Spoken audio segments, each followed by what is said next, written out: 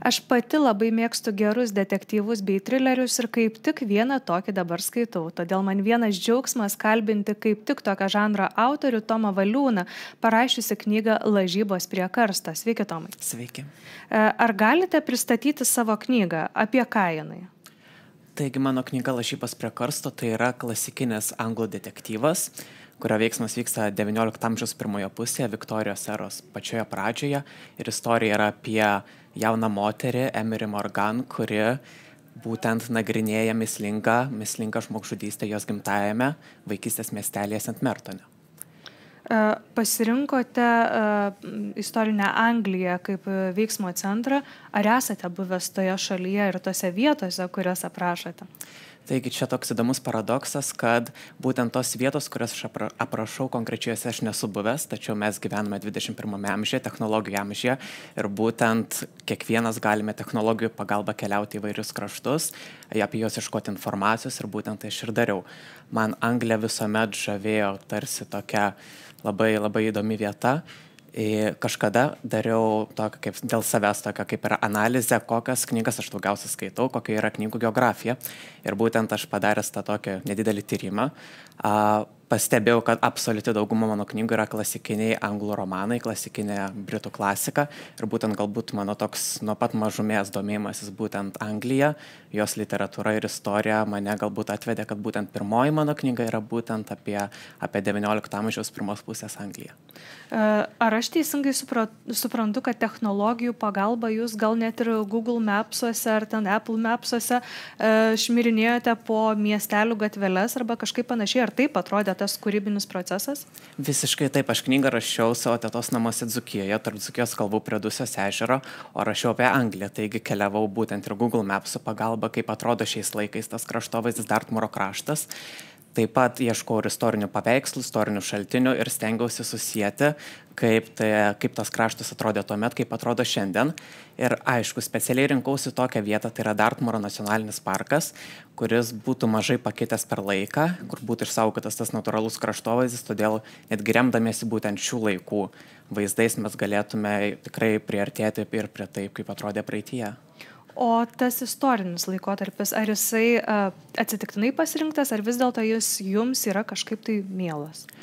Man, aš kaip minėjau, ir skaityta literatūra, ir apskritai ta tradicija, galbūt elegancija XIX amžiaus pirmos pusės, man jis yra žavus ir romantiškas. Aš kaip istorikas, kaip jaunas istorikas, esu romantikas istorijoje ir aš ieškau tokių žavių laikotarpių, žavios aplinkos, tradicijų. Ir man atrodo, XIX amžiaus pradžia, būtent Viktorijos eros pradžia, kuomet jauna karalienė atsėda į sostą, tai yra galbūt tas irgi lūžis Anglijos istorijoje, kuomet tiek apskritai visuomenė labai sparčiai ima keistis, tiek galbūt ir moters padėtis XIX amžiaus pirmos pusės visuomenė ima kisti, pamažu kisti. Ir galbūt tai dar viena priežastis, kodėl mano pagrindinė herojė pasirinkta yra būtent moteris, detektyvė moteris, XIX amžiaus pirmoje pusėje, tai Emery Morgan. Ir būtent iš viduriniosios klasės, kas galbūt irgi yra neįprasta. Ar sunku vaikinui rašyti iš moters pozicijų? Ar tame buvo kažkoks klaustukas apskritai? Aš labai norėjau, kad pagrindinė herojė būtų moteris ir aišku, tikrai kilo iššūkiai, ypač rašant dar pirmų asmenių. Iš moters perspektyvos tai tikrai reikėjo nemažai ir pasigilinti ir moters psichologinį portretą ir ieškoti informacijos apie konkrečiai moters socialinius santykius XIX amžiaus pirmoje pusėje. Ir tai, žinoma, tikrai buvo sunkiau negu galbūt rašyti iš vyro perspektyvos. Kaip atrodė tas rašymas? Man atrodo, labai daug žmonių įsivaizduoja knygos rašymą kaip labai romantišką dalyką. Tokį vėlgi kažkokiam senam kabinete, tu apsivertęs popieriais, kažką rašai, kažkokį tai gėrimą gurkšnoji, o realiai tikriausiai tai yra labai toks ilgas ir vienišas pakankamai dalykas, ar ne? Tai visų pirma, tikrai knygos rašymas, romano rašymas, prozos rašymas yra labai metodiškas darbas. Galbūt kodėl aš pasirinkau detektyvo žanrą apskritai kaip vieną savo pirmųjų, tai nes jis reikalauja galbūt labai didelės logikos ir iš ankstinio pasiruošimo ir susiplanavimo, kaip rašyti. Taigi reikėjo keletą mėnesių dirbti ir prie pačio knygos siužeto parengimo.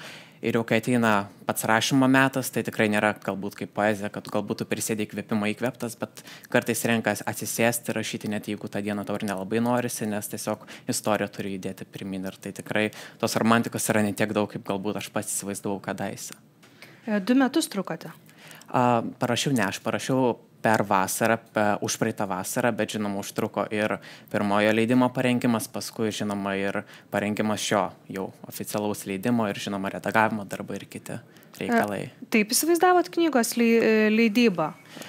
Užtruko tikrai ilgiau, negu aš tikėjausi, bet kita vertus tikrai išsipildė mano svajonę, nes aš tikrai nemaniau, kad galbūt su pirmoju romanu aš galbūt nukeliausiu iki tokio rezultato, kokį turime šiandien. Kas jums yra geras detektyvas? Pavyzdžiui, man geras detektyvas yra tada, kada aš skaitau ir ilgai nežinau, kas kaltas, kas ką padarė, neišrišu tos istorijos. Labai dažnai būna, kad atsiverti ir tu jau numanai, kas bus. Man čia yra gero detektyvo toksai apibūdinimas, o jums?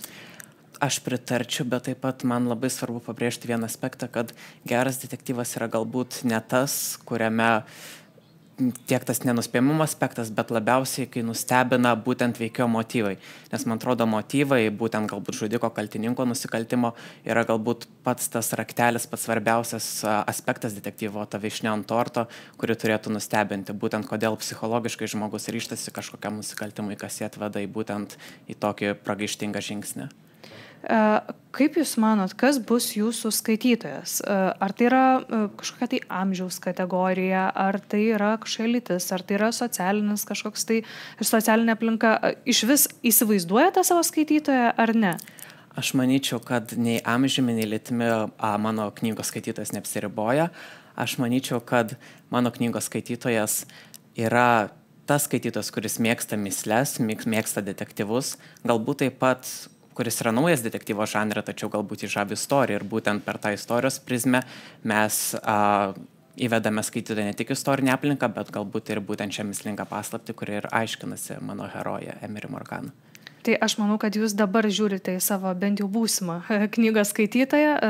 Knygą aš paskaityti norėčiau ir tikrai tai padarysiu. Dabar dėkoju, kad atvykote.